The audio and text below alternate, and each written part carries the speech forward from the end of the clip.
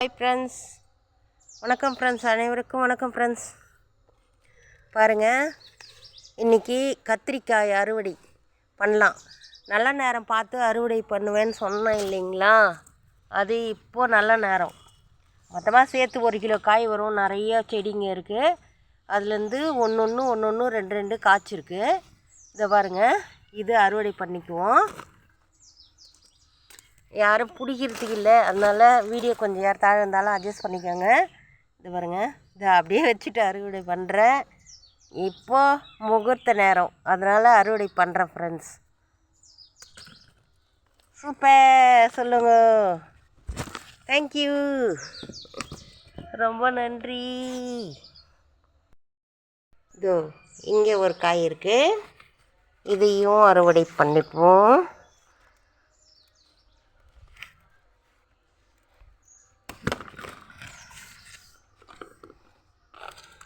ரெண்டு காய் அறுவடை பண்ணிட்டோம்.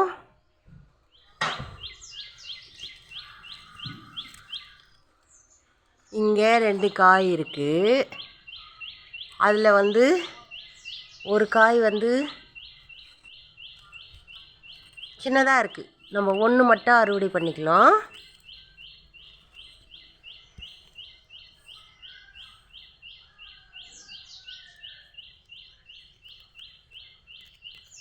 கட் பண்ணவே முடியல,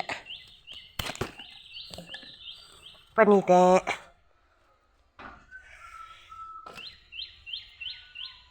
இது போல் நீங்கள் செடி நட்டு அறுவடை பண்ணுங்கள்.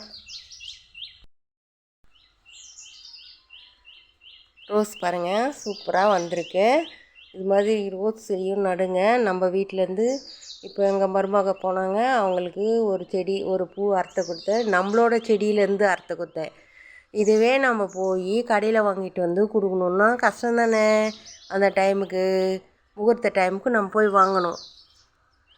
அதனால் நம்ம செடியில் அழகு ரோஸ் இருக்குது. இதை பாருங்க, எத்தனை பூ பூத்துருக்கு பாருங்கள். கொத்து கொத்தாக பூத்துருக்கு.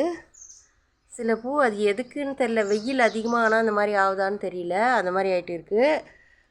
இப்போது இதில் கொத்து கொத்தாக பூத்துருக்கு பாருங்கள், எவ்வளோ பூ. இது மாதிரி நீங்களும் செடி நடுங்க. எல்லாமே நம்ம வாசப்படியிலே இருக்குது. நம்ம போர்ட்டிக்காவிலே வச்சுருக்கோம். சின்ன செவுரு அது மேலேயே வச்சிட்ருக்கேன் பாருங்கள். அதை அடுத்த காயும் எல்லாம் இந்த அடுத்த செடியில் வருது பாருங்கள். அதில் அந்த காய் அப்படியே இருக்குது.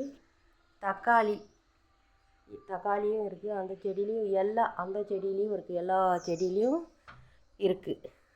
கத்திரிக்காய் இங்கே ஒரு பிஞ்சு இருக்குது. நம்ம மாடி மேலே போய் பார்க்கலாம் எவ்வளோ பிஞ்சு இருக்குன்னு, காய் இருக்குன்னு அறுத்துக்கலாம். வெந்தயக்கீரை தான் அறுக்கிறதுக்கு டைம் இல்லாமல் இருக்குது. அப்புறம் அறுக்கணும் வெந்தயக்கீரை அறுத்துட்டு அதுக்கு எடுத்து அறுவடை பண்ணிவிட்டு இதை திருப்பி போகிறதுக்கு ரெடியாக வச்சிட்ருக்கேன். மாடி தோட்டத்தில் எல்லாம் அழுக்காக இருக்குது. அங்கங்கே எல்லாம் க்ளீன் பண்ணிவிட்டு நான் உங்கள்கிட்ட காட்டுறேன். என்னோடய மாடி தோட்டம் ஃபுல்லாக காட்டுறேன் நான் எப்படி வச்சுருக்கேன்னு.